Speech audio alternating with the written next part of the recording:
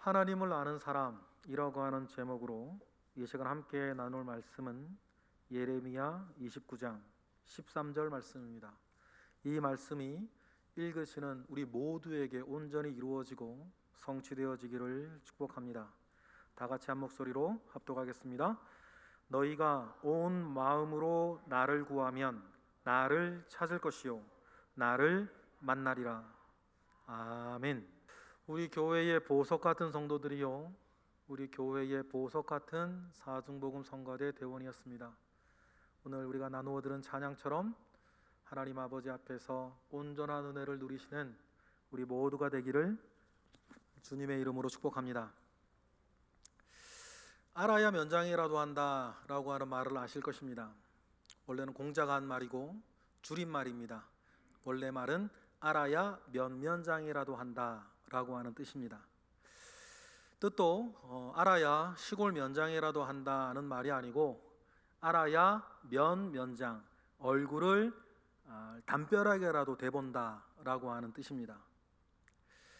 배우지 않고 아는 것이 없으면 아무 일도 할 수 없다는 뜻이고, 알지 못하는 사람과 이야기하는 것, 자기는 잘 알지 못하면서도 다 안다고 생각하는 사람과는 대화하기가 참 어렵다라고 하는 뜻도 숨어 있습니다. 우리도 사실은 잘 모르는데 섣불리 안다고 말할 때가 있습니다. 마치 장님 코끼리 더듬듯이 그렇게 안 것을 안다라고 말하는 사람들이 있습니다. 제한된 정보와 경험으로 섣부른 결론을 내리고는 다른 사람들의 말을 듣지 않습니다. 그렇게 생각이 닫혀버리면 그 사람과 진솔하게 교제하기는 참 어렵습니다. 이를 섣부른 일반화의 오류다 이렇게 말하기도 합니다. 대표성이 없는 일부의 사례나 정확하지 않은 사실들을 가지고 다 그렇다 결정 내리는 것을 말합니다. 아이들이 이런 잘못을 자주 범합니다. 예를 들어 갖고 싶은 장난감이 있습니다. 참 갖고 싶은데 반에 가보니까, 학교에 가보니까 반 아이가 그걸 가지고 있어요. 갖고 싶다 생각을 했는데 또 다른 친구가 그 장난감을 가지고 있습니다. 그때부터 이 친구는 화가 나요. 엄마에게 쪼르르 달려가죠. 엄마에게 말합니다. 나도 그 장난감 사달라고. 그렇게 말할 때 아이들이 꼭 하는 말이 있습니다. 우리 반 아이들 다 가지고 있단 말이야. 사실 반 아이들 30명 중에서 그 장난감 가지고 있는 애들 몇 명 안 되는데 아이 눈에는 다 가지고 있는 것처럼 보입니다. 그래서 엄마한테 울면서 떼를 써요. 애들이 거짓말하는 게 아닙니다. 자기 눈에는 정말 다 가지고 있는 것처럼 보이고 다 가지고 있는 것처럼 느껴져요. 그러니 안 사주는 엄마가 얼마나 밉겠습니까? 그래서 그 앞에서 진심으로 웁니다. 자기만 안 가지고 있다고. 이게 뭡니까? 섣부른 일반화의 오류입니다. 아이들만 이런 잘못을 범하는 것은 아닙니다. 어른들도 이런 잘못들을 흔히 범하죠. 한쪽으로 편향된 유튜브 영상들을 볼 때마다 그런 생각들을 참 많이 합니다. 때로는 정말 공정해야 할 공중파 TV 뉴스를 보면서도 섣부른 일반화의 결정에 국민들을 몰아넣으려고 하는 의도가 다분히 보이는 뉴스와 아니면 영상들을 TV에서도 종종 볼 수 있습니다. 예를 들어 소위 정책적 오름이라고 하는 그 일들을 관철시키기 위해서 국민들을 계몽하기 위한 뉴스나 다큐나 예능 프로들이 있습니다. 예를 들어서 그래서 대다수의 국민들은 공성회가 싫은데 공성회를 싫어하거나 반대하면 옳지 않다라고 하는 정책적 오름 가운데에 그런 뉴스들이나 소식들을 단어를 교묘하게 왜곡하여서 막 사용을 하고 영상을 보여주면 그 뉴스를 접하거나 그 뉴스 영상을 보는 사람들은 동성애를 반대하면 안 되나 보다 마음을 가지게 합니다. 또 이런 것도 있습니다. 가정에서 일어나는 학대를 방지하겠다고 하는 법률을 제정해야겠습니다. 평상시 같으면 모든 부모를 잠재적인 범죄자로 만드는 것이 아니냐라고 하는 비판을 받아 마땅한 법령들이 뉴스를 통해서 가정학대가 일어나고 아이가 죽고 그런 사건 사고의 소식들을 집중적으로 보도를 합니다. 그러면 사회엔 공분이 일어나겠죠. 그러면 좀 전에 말씀드렸던 것처럼 평상시는 모든 부모를 잠재적인 범죄자 취급을 한다라고 비판받을 만한 법령들이 그런 사회적 분위기 속에서 통과가 됩니다. 제정이 돼요. 한번 제정이 되면 법치국가에서는 어쩔 수 없습니다. 그 법을 따라야 되는 것이겠죠. 그런데 이런 것들의 문제는 아이들이 아동학대에 대한 소식과 뉴스를 집중적으로 들으면서 어른들에 대한 공포와 불신을 조장하는 것과 심지어는 자기 부모들의 훈육에 대해서도 전혀 비성경적이고 그릇된 인식을 심어준다는 것입니다. 뭡니까? 섣부른 일반화의 오류들입니다. 교회를 향해서도 이 섣부른 일반화의 오류가 있습니다. 교회 관련 추문들이 있습니다. 과장된 것도 있고 실제로 일어난 일도 있습니다. 그런데 그 모든 그런 일들로 교회를 매도하는 것은, 모든 교회를 매도하는 것은 잘못입니다. 대표성이 없는 사례들을 모아 모든 것이 그렇다고 단정하고 일반화시키는 일이기 때문입니다. 그래서 학대하는 부모의 몇몇 사건을 통해서 모든 아버지와 모든 어머니와 모든 계부와 모든 계모는 그렇다라고 비난하고 해서는 안 되는 것 아니겠습니까? 아이들을 위해 희생하고 헌신하며 자기를 불사르는 친부, 친모, 계부, 계모는 얼마든지 있습니다. 그런데 대표성을 띠지 아니하는 그런 사례들을 가지고 그것들을 부각시켜서 지레 겁먹게 만들고 지레 의심하게 만들고 지레 조심하게 만드는 일들이 있는 것입니다. 교회에도 그런 일들이 있습니다. 예전에 어느 한 청년이 이런저런 일들로 교회를 비판하면서 모든 교회가 그렇게 잘못됐고 옳지 않다라고 비난하는 이야기를 들었습니다. 그래서 제가 지그시 그 청년에게 물었죠. 직접 겪은 일이냐? 아니랍니다. 직접 본 일이냐? 아니랍니다. 어떻게 알았냐? 인터넷에서 봤답니다. 그래 또 제가 물었습니다. 우리 교회를 20여 년 다니면서 그러한 일이나 비슷한 일을 우리 교회, 너가 다닌 우리 교회에서 본 적이 있고 들은 적이 있고 경험한 적이 있냐? 없답니다. 그러면 밑도 끝도 없는 복음과 교회와 목회자가에 대해서 그 청년이 가지고 있는 밑도 끝도 없는 적개심은 도대체 어디서부터 나온 것입니까? 이게 뭡니까? 섣부른 일반화의 오류들입니다. 섣부른 일반화의 오류들은 중대한 폐해를 많이 낳지만 그 중에 하나는 잘 알지도 못하면서 안다고 스스로 속단하는 것, 스스로 잘 안다고 생각하기에 더 알려고, 더 정확하게, 더 풍성하게 알려고 노력하지 않는다는 것이에요. 신앙생활에 있어서도 마찬가지입니다. 하나님을 잘 모르면서 스스로 하나님을 안다고 생각합니다. 그래서 하나님을 더 깊이, 더 풍성하게, 더 정확하게 알기 위한 노력을 잘 하질 않아요. 자기는 안다고 생각해요. 여러분 구별하셔야 돼요. 잘 아는 것과 익숙한 것은 다른 문제예요. 교회를 10년, 20년, 30년 다니면 교회나 하나님과 성경에 대해서 매우 익숙해질 수 있습니다. 그런데 여러분, 익숙하다고 해서 아는 것은 아니에요.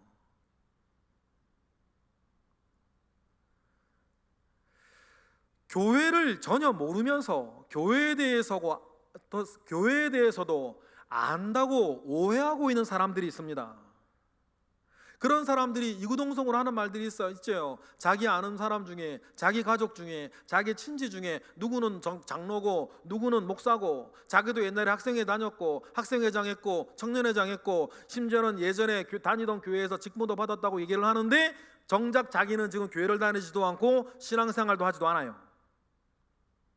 그러면서 본인이 듣거나 본인이 경험했던 몇 가지 사건으로 2000년의 역사를 쌓아온 교회에 대해서 함부로 정죄하고 섣부른 생각으로 교회를 재단하고 앉아 있는 거예요.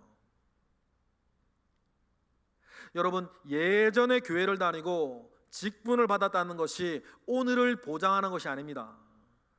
오늘은 오늘의 만나로 사는 것 아닙니까? 예전에 받은 은혜와 은사로 여러분 오늘을 살아갈 수는 없습니다. 썩고 냄새가 날 뿐이에요. 오히려 성경은 예전에 받았던 은혜를 잘못 관리하여 시험에 들어 믿음에서 떠난 사람들을 향하여서 다음과 같이 경고합니다. 베드로후서 2장 20절부터 읽어보실까요? 다 같이 시작. 만일 그들이 우리 주 되신 구주 예수 그리스도를 알므로 세상의 더러움을 피한 후에 다시 그 중에 얽매이고 지면 그 나중 형편이 처음보다 더 심하리니 의의 도를 안 후에 받은 거룩한 명령을 저버리는 것보다 알지 못하는 것이 도리어 그들에게 나으리라. 참된 속담에 이르기를 개가 그 토하던 것에 돌아가고 돼지가 씻었다가 더러운 구덩이에 도로 누웠다 하는 말이 그들에게 응하였도다. 그런 사람들에 대해서 성경은 결코 좋게 얘기하지 않습니다. 오히려 몰랐으면, 오히려 예전에 믿지 않았으면, 예전에 교회를 다니지 않았을 것이 그에겐 더 유익할 것이라고 성경은 말을 해요. 우리 주변에도 그리스도인이었던 사람이 있습니다. 지금은 그리스도인이 아니란 말입니다. 그리스도인이었던 사람들은 복음에 있어서 가장 큰 방해거리들이고 골칫거리들이에요. 그들은 사실상 잘 알지 못하면서 함부로 말합니다. 나도 안다, 믿어보았는데 별거 없더라고 말합니다. 그래서 이 복음을 대수롭지 아니하고 별거 아닌 것으로 말하고 다녀요. 나도 교회를 다녀보았고 알만큼 아는데 오늘날 교회는 다 잘못됐다고 말을 합니다. 여러분, 정말 그렇게 말하는 사람이 복음을 잘 알고 있는 사람입니까? 그렇게 말하고 다니는 사람이 교회를 정말 잘 알고 있는 것일까요? 본인은 안다고 착각하고 있는지 모르겠습니다. 안 믿을 수 없고 따르지 않을 수 없는 복음의 능력, 그 복음의 진면목을 그는 모르는 것 아닙니까? 사랑할 수밖에 없고 섬길 수밖에 없는 이 세상의 희망, 교회의 진면목을 그는 모르고 있는 것이지 않습니까? 그가 본 것은 장님 코끼리 더듬듯이 다리통 하나 만지고는 말하는 것 같아요. 내가 만져봤는데 코끼리는 나무 기둥 같더라. 별거 아니더라. 그런데 여러분, 정말 코끼리가 그렇습니까? 그 사람은 코끼리의 웅장한 몸통을 모르고 멋진 상아도 모르고 코끼리의 영롱한 눈동자도 몰라요. 코끼리의 큰 등치 속에서 순하고 느려져진 성격도 모르고 더위를 식히려 하늘에 물줄기를 내뿜는 코끼리의 그 장관도 그 사람은 모릅니다. 그 사람에게 코끼리는 그저 움직이는 나무토막 아닙니까? 여러분, 그러니 우리는 교회 앞에 겸손해야 돼요. 사도들의 고백 위에 서서 교회는 지난 2000년 동안 수많은 유산을 쌓아왔습니다. 교회는 지난 2000년 동안 자체 모순에 대해서도 교회의 허물에 대해서도 갱신하고 개혁하며 하나님으로부터 새로운 성령의 바람을 때를 따라 돕는 은혜 가운데 맞으며 오늘에 이르렀습니다. 여러분, 교회에는 하나님의 역사가 살아있습니다. 교회는 사람이 만든 것이 아닙니다. 교회는 하나님이 만드셨습니다. 교회를 교회되게 하고 교회를 교회답게 하는 것도 여러분 사람이 아니라 하나님이세요. 교회의 담임 목사나 부교육자들, 중직들이나 성도들은 그저 자기 자리에서 자기의 일을 할 뿐입니다. 여러분, 우리가 더 이상 무엇을 할 수 있습니까? 여러분, 오늘 저는 이 당단에 서서 하나님의 말씀을 전하는 것까지가 제가 할 수 있는 일입니다. 그런데 여러분, 이 성경이 제 입을 통해서 말해지는 것까지가 제 일이고 그 다음은 제 영역, 제가 할 수 있는 영역이 아니에요. 그 다음은 뭡니까? 진짜 일은 하나님이 하시는 것 아닙니까?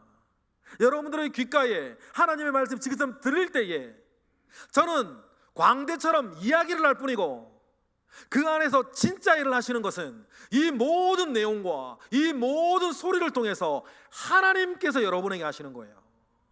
그래서 제가 늘 말씀드리는 것처럼 하나님은 우리에게 그저 작은 일 하라 하십니다. 하나님께서 모세 보고 언제 홍해를 가르라고 하셨습니까?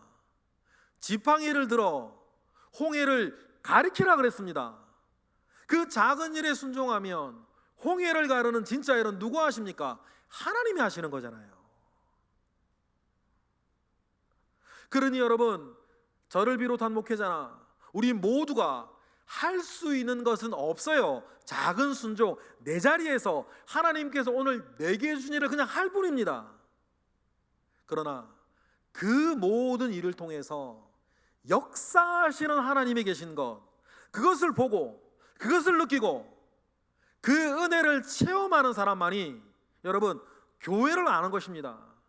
눈에 보이는 이 교회에 넘어 계시는 하나님을 볼 줄 알고 하나님을 느낄 줄 알고 그 하나님을 사랑하여 따를 줄 아는 사람만이 여러분 복음을 아는 사람이고 교회를 아는 사람이고 하나님을 아는 사람 아닙니까?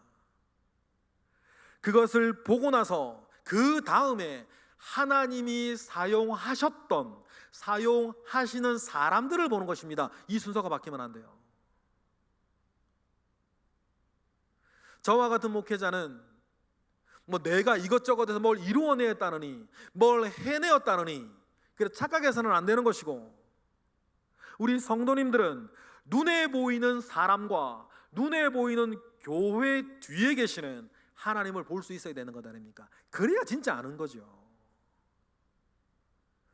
교회 뒤에 계시는 하나님, 주의 종 뒤에 계시는 하나님을 알고 보기에 목회자를 존중하고 교회를 존경하며 살아가는 하나님을 알고 복음을 알고 교회를 아는 사람의 삶의 법도라는 것이 있지 않습니까? 이런 것을 다 팽개치고 별거 아니더라고, 나도 아는데, 나도 교회 다녀봐서 알고 예수 믿어봐서 아는데 별거 아니더라고, 용감하게 말하는 그분들의 이야기에 여러분 속지 마시기를 바라요. 그들을 불쌍하게 여기셔야 됩니다. 유명한 맛집에 가서 먼저 나오는 밑반찬 하나 주워 먹고 나와가지고는 별로 맛없네 하고 그냥 길 가는 사람이랑 똑같잖아요. 여러분, 우리 거룩한 지 성동교회만 하더라도 그렇습니다. 지난 50년 동안 우리 교회에 참 많은 일들이 있었습니다. 좋은 일도 있었고 감사한 일도 있었습니다. 많은 사람들의 눈물과 헌신과 희생이 있었습니다. 때로는 뒤를 돌아보면 반성하고 후회해야 할 일이 우리 교회에 왜 없겠습니까? 그러나 우리의 연약함과 우리의 잘못 속에서도 우리 거룩한 시 성동교회를 이끌어 가시던 하나님이 계셨어요. 교회를 교회되게 하는 것은 사람이 아니라 언제나 하나님의 은혜였습니다.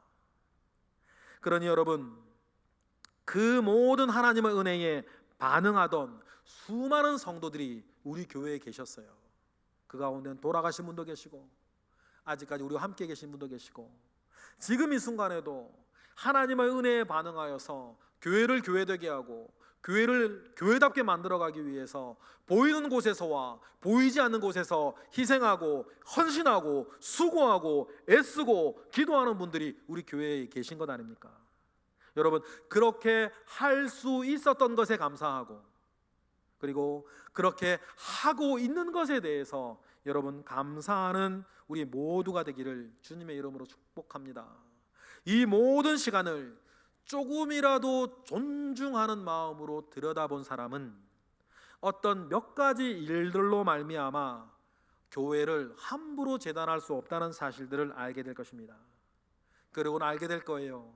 주님의 교회는 한없이 크고 한없이 아름다우며 우리 모든 믿음의 소망을 담고 있는 이 세상의 유일한 희망이 이 교회로구나 라고 하는 사실들을 깨닫게 될 것입니다. 여러분, 우리는 교회를 보며 비단 우리 교회뿐만 아니라 저 상가 지하에 있는 작은 교회에서부터 정말 크고 오래된 교회에 이르기까지 모든 교회를 보면서 그 교회 뒤에 계신 하나님, 그 하나님의 은혜에 반응하여서 희생하고 헌신하고 수고하였던 그 모든 성도들을 우리는 보고 깨달을 줄 알아야 됩니다. 그렇다면 주님의 교회에 대해서 우리가 함부로 안다 말할 수 없는 것 아닙니까?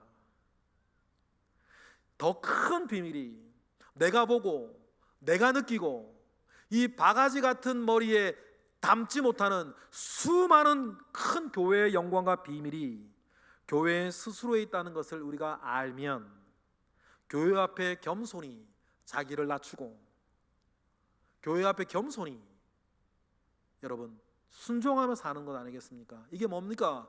진짜 교회를 아는 사람이에요. 교회가 그렇다면 교회의 주인이신 하나님은 어떨까요? 하나님에 대해서 여러분 어떻게 알고 계십니까? 우리가 잘 아시다시피 아는 것에도 깊이하고 수준이 있는 것 아닙니까? 우리는 하나님을 알고 있습니다. 그러나 여러분 얼마나 알고 계실까요? 교회에 대해서도 한없이 겸손해야 한다면 교회의 주인 되시고 교회를 시작하신 하나님 앞에서는 우리는 도대체 얼마나 겸손해야 됩니까? 하나님을 알아야 하는데 하나님을 더 잘 알아야 하는데 사실 기회도 많았었는데 하나님을 여전히 모르는 사람들이 있습니다. 마치 출애굽을 한 광야의 이스라엘 백성들처럼 말이에요. 이스라엘 백성들이 출애굽을 하고 30일가량 지나자 신광야에 도착을 합니다. 애굽을 나온 지 30일이 지나니까 준비된 식량이 다 떨어졌습니다. 여러분 이들은 하나님을 모르는 사람들이 아닙니다. 하나님을 경험한 사람들입니다. 10가지 재앙이 애굽에 쏟아지는 것을 보았어요. 홍해를 가르고 애굽의 군대를 멸하시는 하나님을 보았습니다. 그래서 하나님께 머리 숙여 경배도 합니다. 마라에서는 먹을 수 없는 쓴물을 단무로 밖으로 내시는 하나님을 목회했습니다. 그리고 매일매일 구름 기둥과 불 기둥으로 자기를 인도해 가신 하나님을 그들은 보았어요. 그 와중에 양식이 떨어졌습니다. 그러면 여러분 어떻게 해야 됩니까? 그들이 은혜를 알고 그들의 하나님을 안다면 최소한 다음의 3가지 중에 한 가지는 최소한 있어야 됩니다. 하나님을 아는 사람이 고난을 만나면 누구라도 제가 이제 말씀드리는 다음의 3가지 가운데 최소한 한 가지는 가지고 계셔야 돼요. 그래야 하나님을 아는 사람입니다. 첫 번째는 뭡니까? 기다리는 것입니다. 지금까지 하나님이 하신 일을 보았다면 지금 양식이 떨어진 것, 지금 배가 고픈 것을 하나님이 어떻게 하실지 하나님을 기다리면 되는 것 아닙니까? 모르는 사람들이 아니고 은혜를 받아본 적이 없는 것이 아니고 하나님의 기적을 보지 못한 것이 아니라고 한다면 지금의 어려운 가운데에서도 하나님이 분명히 어떤 일을 하실 것이라는 믿음 가운데에 첫 번째 기다리면 되는 거죠. 두 번째는 뭐 하면 되겠습니까? 지도자 모세를 찾아가서 상황을 이야기하고 상의하면 됩니다. 자신의 어려움과 연약함을 나누며 함께 상의하면 하나님의 종 모세는 응당 자기의 일을 할 것이지 않겠습니까? 세 번째는 뭡니까? 기적을 일으키시는 하나님을 보았으니 직접 하나님께 나아가 기도하면 됩니다. 그러면 살아계신 하나님께서 그들에게 응답하시지 않겠습니까? 오늘 우리도 마찬가지입니다. 어려움을 만났습니까? 만약에 여러분들이 어떤 것으로든지 어려움을 만나셨다면 최소한 이 3가지 중에 하나는 여러분에게 있으셔야 돼요. 뭡니까?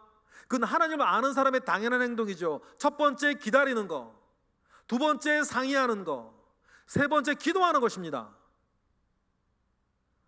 이 3가지가 모두 다 있다면 더할 나위 없이 좋은 것이고, 그렇지 못하다고 한다면 이 3가지 중에 최소한 하나는 있어야죠. 그러나 광야의 이스라엘은 섭섭하게도 이 셋 중에 하나도 없었어요. 그들은 기적을 경험했어도 그 기적 안에서 하나님을 깨닫지를 못했고, 그들은 하나님의 백성이었으나 하나님을 몰랐어요. 그래서 양식이 떨어지자 그들은 하나님을 기다리지도 못하고 주어의 종 모세와 상의하지도 못하고 하나님께 직접 기도도 못해요. 그래서 그들이 결국 한 것이 뭡니까? 원망하는 것이에요. 그래서 그들이 결국 한 것은 하나님을 원망하는 것이었습니다. 그래도 우리 하나님 그 원망도 들으시고 그들의 청을 들어주시는 것 아닙니까? 출애굽기 16장 우리 11절부터 다 같이 시작. 여호와께서 모세에게 말씀하여 이르시되 내가 이스라엘 자손의 원망함을 들었노라. 그들에게 말하여 이르기를 너희가 해질 때에는 고기를 먹고 아침에는 떡으로 배부르니 내가 여호와 너희의 하나님인 줄 알리라 하라 하시니라. 이 일을 통해서 내가 너희의 하나님 여호와인 줄 알아야 되는데 그러지를 못했어요. 그래서 여러분 식량 문제가 해결이 됐습니다. 그런데 그 어려움이 해결되면 뭐합니까? 또 다른 어려움이 찾아오면 그들은 또 원망하고 또 갈등을 일으킵니다. 얼마 지나지 않아 광야의 이스라엘 백성들이 르비딤에 도착합니다. 쉬는 장소라고 하는 뜻처럼 이 르비딤에 가면 물이 있을 것이라고 그들은 기대했던 것 같습니다. 하지만 도착하고 보니 쉬는 장소 이 르비딤에 물이 없어요. 아마 가뭄으로 오아시스가 말랐겠죠. 기대가 컸기에 실망이 컸을까요?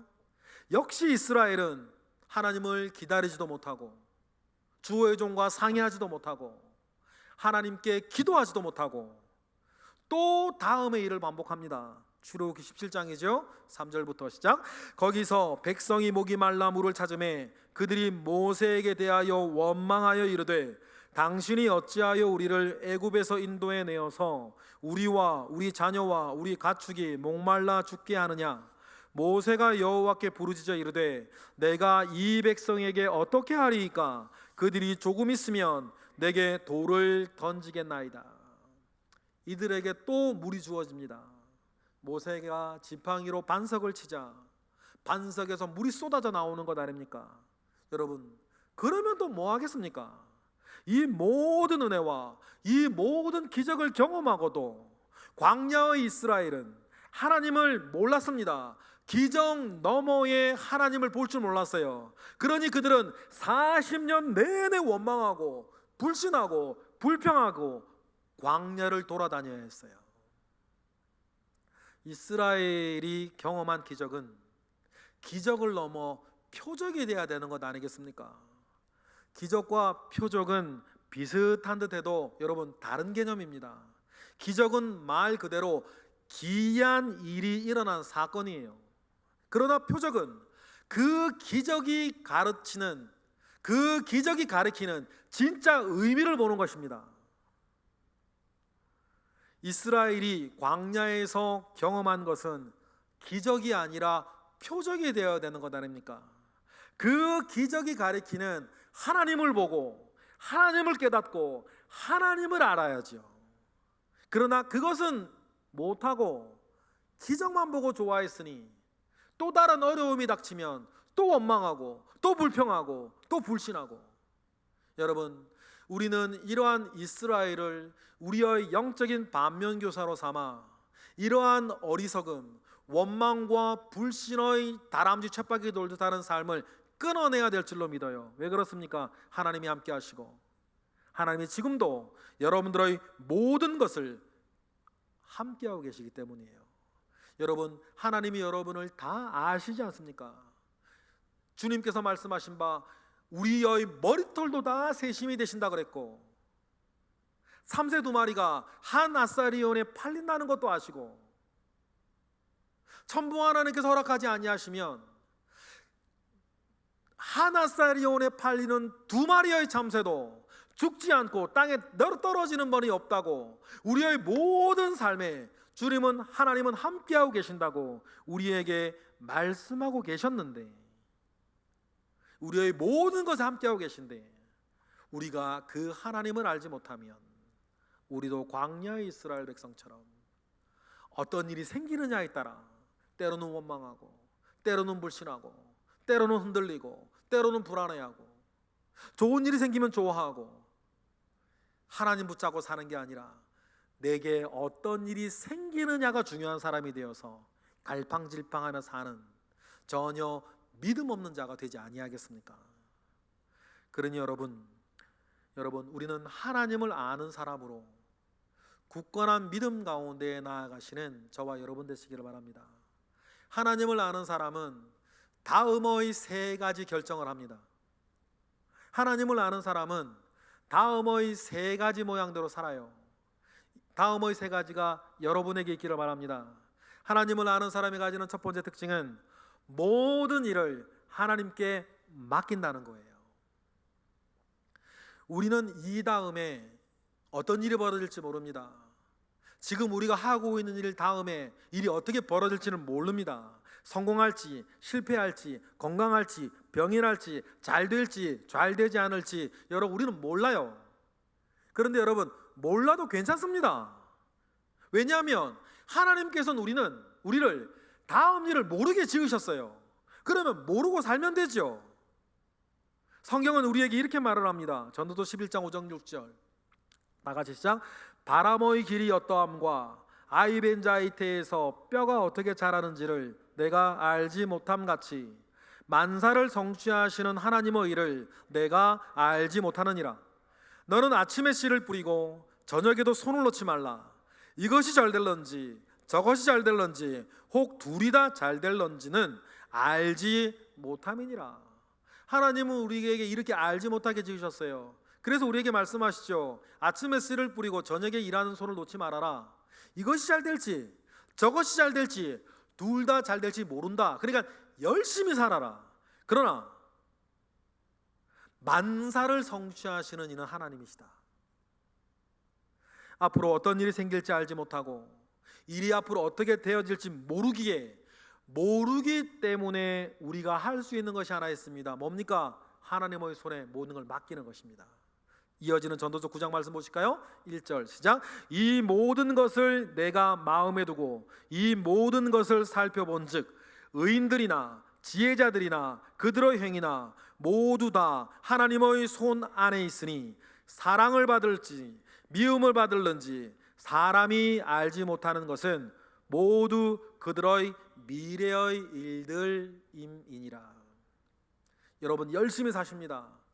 그 일들로 여러분들이 사랑을 받을지 그 일로 여러분들이 미움을 받을지 아무도 모른다. 그러나 우리가 믿음으로 고백하는 거 한 가지가 있는데 모든 것이 무엇에 있다? 하나님의 손 아래 있다.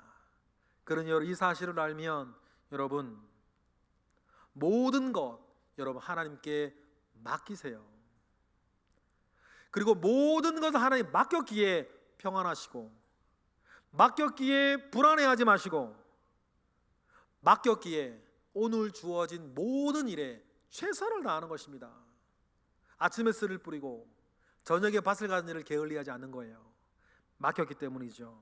그리고 하나님이 어떻게 역사하실지 우리는 기다리며 기도하는 것입니다. 이것이 여러분 하나님을 아는 사람의 첫 번째 열매예요. 뭡니까? 맡길 줄 아는 거예요.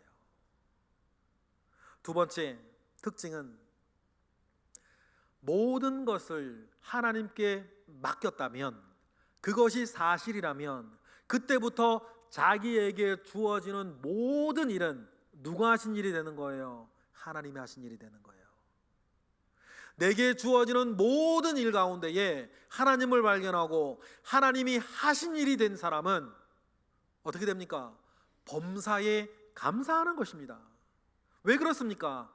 하나님이 하셨으니까. 때로는 내 마음에 들지 않은 일들이 다가올 수도 있습니다. 그러나 여러분 우리는 기억하는 것이죠. 때를 따라 돕는 은혜가 있다. 그래서 하나님께 맡기면 모든 것은 하나님께 감사하는 것입니다. 시편 100편이 모든 믿는 자들에게 노래합니다. 그리고 하나님을 알기에 감사가 끊이지 아니하는 사람이 되라. 범사에 감사하는 사람이 되라고 시편 100편은 다음과 같이 노래하죠. 우리 시편 100편 3절 4절 읽어보겠습니다. 시작. 여호와가 우리 하나님이신 줄 너희는 알지어다. 그는 우리를 지으신 자시요 우리는 그의 것이요 그의 백성이요 그의 기르시는 양이로다. 감사함으로 그의 문에 들어가며 찬송함으로 그의 궁정에 들어가서 그에게 감사하며 그의 이름을 송축할지어다. 할렐루야. 하나님께 맡겼기에 모든 일에 대하여서 하나님께 먼저 감사할 줄 아는 저와 여러분 되시기를 바랍니다. 그리하면 마지막으로 하나님을 알기에, 하나님께 맡겼고 하나님께 맡겼기에 모든 일에 감사하는 사람은 그 다음에 마지막으로 하게 되는 것이 있는데, 내 자랑하는 게 아니라 하나님을 자랑하는 것입니다. 당연하죠. 하나님이 하셨고 하나님께 감사하면 하나님께서 내게 하신 일을, 아름다운 그 덕을 자랑하는 것 아닙니까? 베드로는 이것을 그리스도인의 마땅한 정체성이라고 이야기하며 다음과 같이 우리에게 가르쳤죠. 성경 읽어보겠습니다. 베드로전서 2장 9절, 우리가 잘 아는 말씀, 시작. 그러나 너희는 택하신 족속이요 왕같은 제사장들이요 거룩한 나라요 그의 소유된 백성이니 이는 너희를 어두운 데서 불러내어 그의 기이한 빛에 들어가게 하시니에 아름다운 덕을 선포하게 하려 하심이라. 그의 아름다운 덕을 선포하게 하는 것, 하나님께서 하신 일을 자랑하게 하는 것이, 여러분, 하나님께서 우리 모두에게 은혜를 주시는 이유라고 베드로는 우리에게 가르쳤습니다. 제사장은 인생의 모든 것을 하나님께 맡긴 사람입니다. 모든 것을 맡겼으니 이제 그에게 일어나는 모든 것은 하나님이 하신 일입니다. 그러므로 제사장은 하나님이 하신 아름다운 덕을 선포하며 삽니다. 말로든 삶으로든 하나님께서 내게 행하신 그 아름다운 일들을 자랑하며 사는 것입니다. 여러분, 이게 뭡니까? 하나님을 아는 사람이에요. 오늘 저와 여러분이 하나님을 아는 사람으로 거듭나시고 하나님을 아는 사람으로 승리하시는 우리 모두가 되기를 바랍니다. 하나님을 아는 것에 대해서 사람이 할 수 있는 일은 하나밖에 없습니다. 오늘 우리가 본문으로 읽은 것처럼 한 가지죠. 뭡니까? 하나님을 찾는 것입니다. 목마른 사슴이 시냇물을 찾기에 갈급함 같이 하나님을 찾는 것입니다. 그러면 여러분, 하나님께서 약속대로 만나주시는 것 아닙니까? 오늘 말씀 다시 읽어볼까요? 예레미야 29장 13절 시작. 너희가 온 마음으로 나를 구하면 나를 찾을 것이요 나를 만날 것이라. 할렐루야. 하나님을 찾으면 하나님을 만나게 되고, 하나님을 만나면 하나님을 알게 됩니다. 하나님을 진짜 알면 여러분, 모든 것이 바뀌는 것 아닙니까? 사람이 바뀌고 인생이 바뀝니다. 여러분, 죄송한 말씀이지만 분명히 하나는 기억하십시다. 여러분들의 생활에, 여러분들의 인생에 여러분의 노력으로 바뀔 것 같았으면 이미 바뀌었을 겁니다. 왜냐하면 여러분은 누구보다도 열심히 살아셨기 때문이에요.